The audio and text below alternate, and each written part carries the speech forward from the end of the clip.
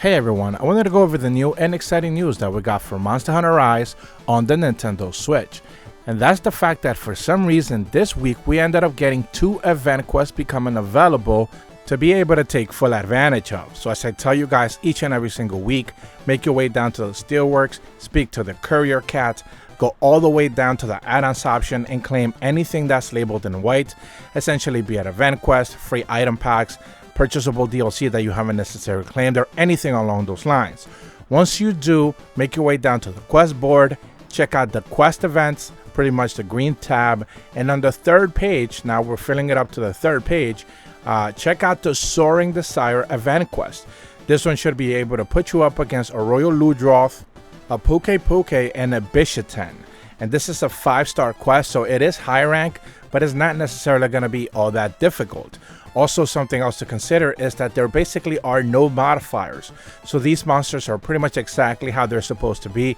They're not going to necessarily hit you any harder or have higher hit points or anything along those lines like any of the 3 previous event quests that we received with Ibushi, Narwa, or the most recent one that we got with Apex Arzuros. So this is not one of those type of event quests. This is pretty much just a simple standard one with just 3 monsters to hunt, specifically in the flooded forest. Now, perhaps the reason why we are getting a second event quest is that the Apex Arzuros one that we got didn't necessarily have a reward. That was more of a challenge one, pretty much because it hit so damn hard. It was going to be a challenge for people to be able to take advantage of, and perhaps not everyone was able to take it down or be ready to be able to do just that. So this one, because it doesn't necessarily have modifiers, presumably is more easier and more accessible. Again, it is a 5-star quest, so you shouldn't necessarily have too much of a difficult time being able to handle it, even though there are 3 monsters in general. But once you do take it down, there is actually a reward, and that's the fact that they do mention even in the event quest that you're going to get some type of wire bug pose. But the interesting thing is that this is not a gesture. So typically when we get rewards for event quests, it would be some type of gesture that you can just activate normally in the game. With poses, things are a little bit different.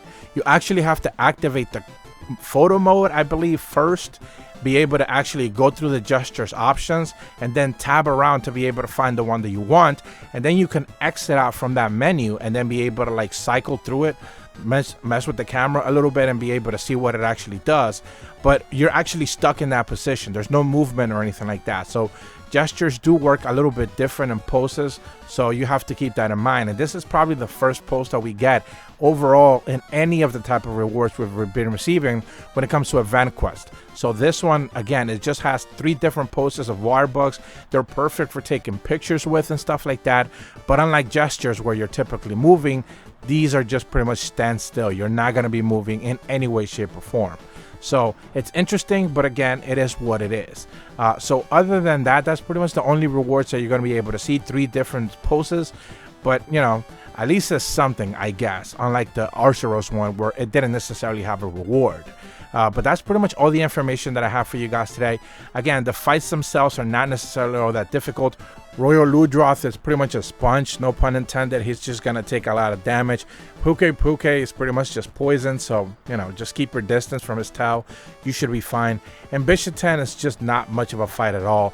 Again, we're hoping that maybe with the expansion, these monsters get some subspecies that can become a little bit more threatening and stuff like that. Maybe with the brand new moves that they're going to get in G rank, they become threatening and more powerful. But for right now, they're not necessarily much of a challenge.